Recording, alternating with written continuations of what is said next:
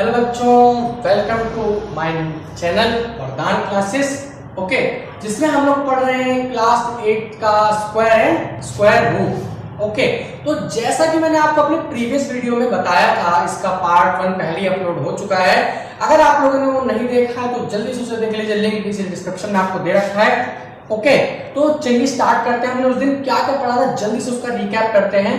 ठीक, तो हमने उस दिन जो सबसे मेन बात पढ़ी थी वो है 11 का स्क्वायर। ये जो मैंने आपको एक ट्रिक बताई थी, ठीक है, 111 का स्क्वायर। ये वाली ट्रिक याद है आप लोगों को? अगर आप लोगों ने देखा हो कैसे निकालते हैं इसे, ठीक है, ये ट्रिक मैंने आपको बताई थी कि कैसे निकालते हैं। तो 1 का तो 1 हो गया, इसका 1 2 1 यानी कि 2 बार लिख दिया।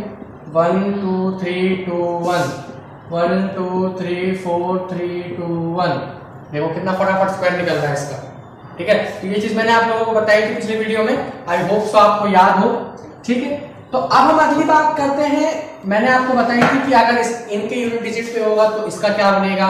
तो जल्दी से देखते हैं कि क्या बनेंगे। तो जैसा कि मैंने आप लोगों को बताया था कि अगर किसी भी नंबर के लास्ट में किसी भी नंबर का यूनिट डिजिट अगर 1 है या फिर 9 है, कितना है, या अगर 1 है या 9 है, तो उसका यूनिट डिजिट कितना आएगा बच्चों?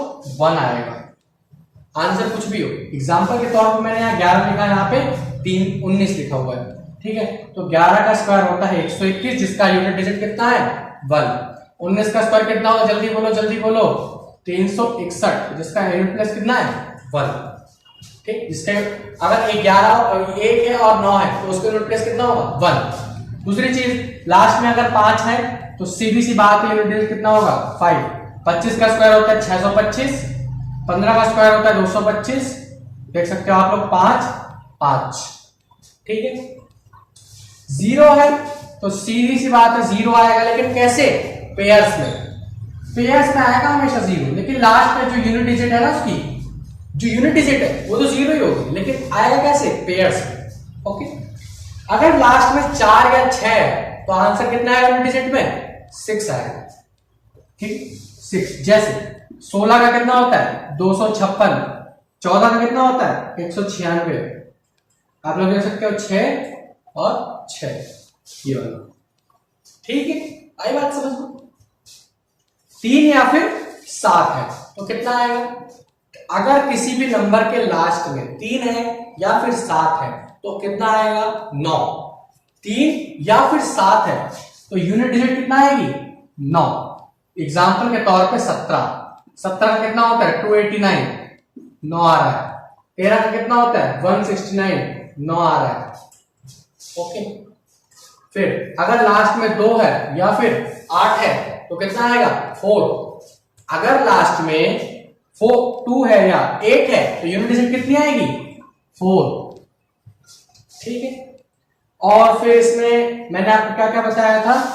2 3 8 2 3 7 और 8 2 3 7 और 8। ठीक है, 1 2 3 4 5 6 7 8 9। ठीक, कंप्लीट हो गया हमारा, यानी कि 0 से लेके 9 तक कंप्लीट हो गए। अगर किसी भी नंबर के लास्ट में 2 3 7 8 है तो वो कभी भी किसी का भी परफेक्ट स्क्वायर नहीं बन सकता। मैंने आपको पिछली वीडियो में बताया था। तो 4 नंबर ये हो गए। फिर यहां से गिनना शुरू कीजिए। 1 2 3 4 5 6 और 4 10। 0 से लेकर 9 के बीच में कितने नंबर होते हैं? 10। यानी कि मैंने आपको सबके बता दिए कि उनके अगर यूनिट डिजिट पे तो आप बिना देखे आंख बंद करके तुरंत आंसर देना है आपको। ठीक, ये चीज आपको अच्छे से याद होनी चाहिए। तो चलिए, हमारा रिकैप हो गया है। अब बात करते हैं हम जो आज करने आए हैं उस पे। ठीक है, इस तरीके के क्वेश्चंस। एक छोटा सा फैक्ट मैं आपको और बता देता हूं कि इवन नंबर का जो स्क्वायर होता है ना, इवन नंबर का स्क्वायर हमेशा इवन ही आएगा। ओके, और ऑड नंबर का स्क्वायर हमेशा ऑड आएगा। ऑड नंबर का स्क्वायर हमेशा ऑड आएगा।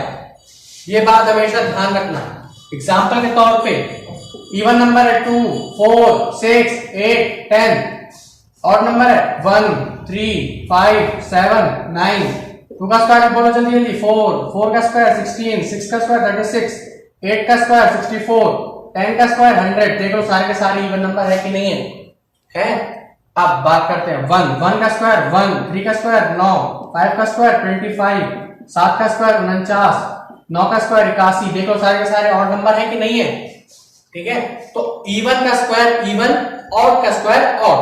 ठीक है, आई बात समझ में? कोई डाउट, कोई दिक्कत? चलिए बहुत बढ़िया, यहां तक कोई दिक्कत नहीं है तो अच्छी बात है। अब मैं आपको बताता हूं Pythagoras triplet. Okay, Pythagoras triplet क्या होती है हमारी? पाइथागोरस ट्रिपलेट लगती है हमेशा राइट ट्राइंगल में। किसमें लगती है? राइट ट्राइंगल में। हमेशा पाइथागोरस थ्योरम होती है, जिसे हम आगे चल के थ्योरम के रूप में पढ़ेंगे। वो अभी आपके ट्रिपलेट के फॉर्म में है। ठीक है, आगे चल के आप लोग पाइथागोरस थ्योरम भी पढ़ोगे, जिसमें 90 डिग्री यानी कि राइट एंगल ट्राइंगल में लगता है हमेशा।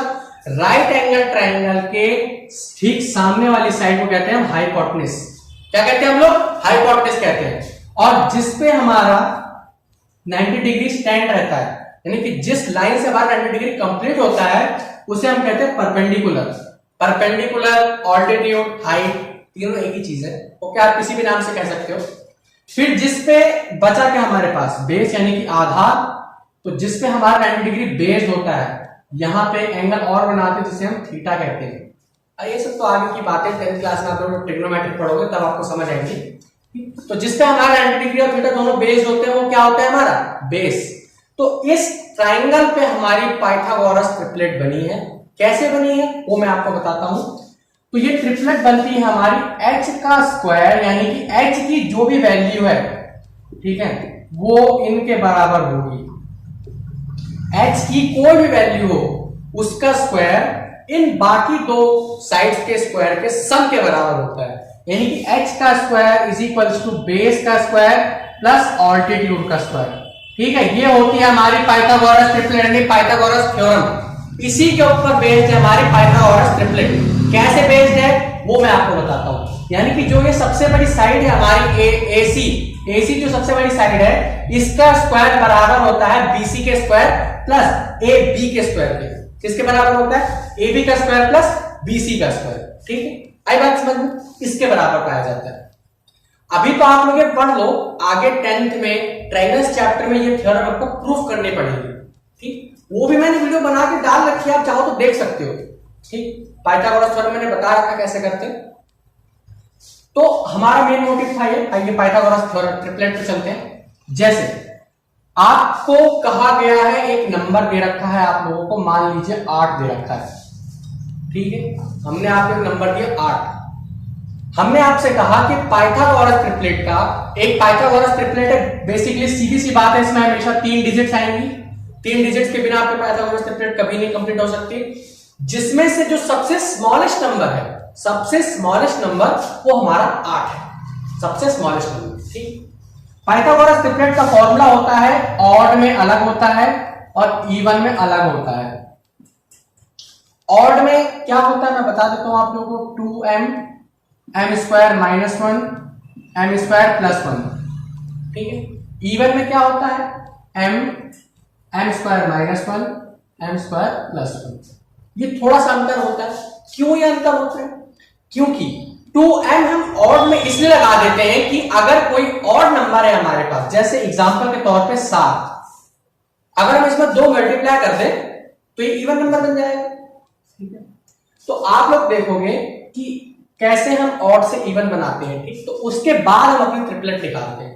तो हमें सबसे छोटा नंबर 8 दे रखा है, इवन नंबर है तो ये लगेगा हमारी।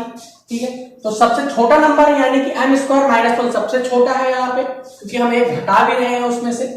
तो m स्क्वायर माइनस 1 के बराबर रख देना। देखिए इसमें 2 कंडीशन आपके पास आती है। एक तो बोलेगा कि सबसे छोटा नंबर है, तो सबसे छोटा नंबर है, अगर ऑड हुआ तो 2m के बराबर रखना, m स्क्वायर माइनस 1 के बराबर ही रखना है। अगर बोला जाए सबसे छोटा नंबर है, तो अगर ये कहे कि ये आपका एक नंबर है, पाइथागोरस ट्रिपलेट का ये आपका एक नंबर है, तो अगर ऑड हुआ तो 2m के बराबर, इवन हुआ तो m के बराबर आपको रखना है। आई बात समझ में? तो हमसे क्या बोला गया? सबसे छोटा नंबर है, तो हमने इसको m स्क्वायर माइनस 1 के बराबर रख दिया। ये -1 इधर आके प्लस हो जाएगा, यानी कि 9 is equal to m square. तो यहां से m की वैल्यू आपकी कितनी आ गई 3। अभी मैंने आपको बताया था m की वैल्यू कितनी आ गई 3। आई बात समझ में? यानी कि यहां पे हमारी m की वैल्यू कितनी आ गई 3। m स्क्वायर -1 से वैल्यू निकल गई, m स्क्वायर -1 से यहां पे हमारी वैल्यू कितनी निकली 3। आई बात समझ में? 3 निकल गई। तो ये हमारा क्या है ऑड नंबर है। ऑड नंबर से आपको 2m मल्टीप्लाई करना है, यानी कि 3 इंटू 2 यानी कि 6। तो हमारा पहला नंबर क्या है 3, दूसरा नंबर क्या है 6। अब तीसरा नंबर निकालते हैं। m की वैल्यू जो है वही रखनी है आपको, तो 3 का स्क्वायर प्लस 1, ठीक है। तो 3 का स्क्वायर कितना हो गया 9 प्लस 1 यानी कि 10। तो ये हमारी पाइथागोरस ट्रिपलेट आ गई 6, 10 और 8। आई बात समझ में? कोई दिक्कत, कोई डाउट? 8, 6 और 10।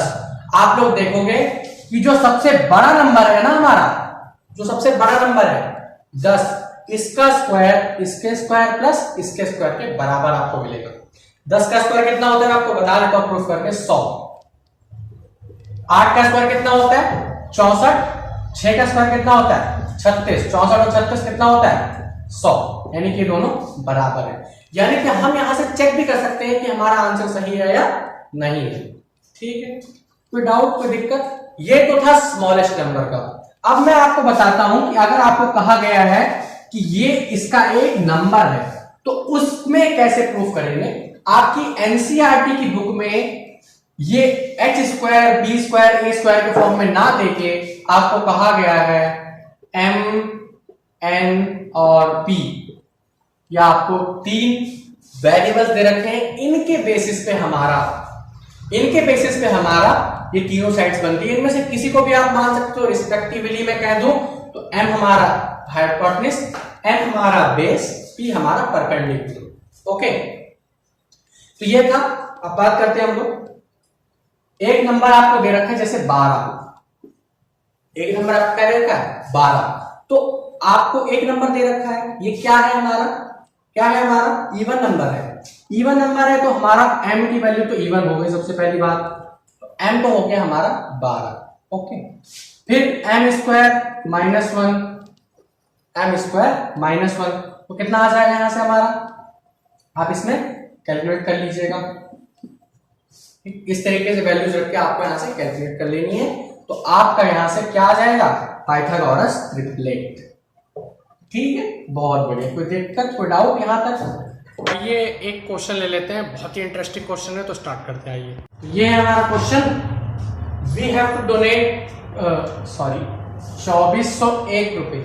ठीक है, find the number of student. हमें एक स्कूल के 8th क्लास से 2401 रुपए डोनेट करने हैं किसी भी एक संस्था को। ठीक है, तो हमने वहां पे नंबर ऑफ स्टूडेंट्स निकालना है। ओके, एक कंडीशन हमें दे रखी है कि नंबर ऑफ रुपीज, यानी कि हर एक बच्चा जितने पैसे देगा वो नंबर ऑफ स्टूडेंट के बराबर है। यानी कि यहां से हमें एक बात और पता चलती है कि हर एक बच्चा सेम क्वांटिटी ऑफ रुपीज देगा, यानी कि जितने पैसे एक बच्चा देगा उतने दूसरा देगा।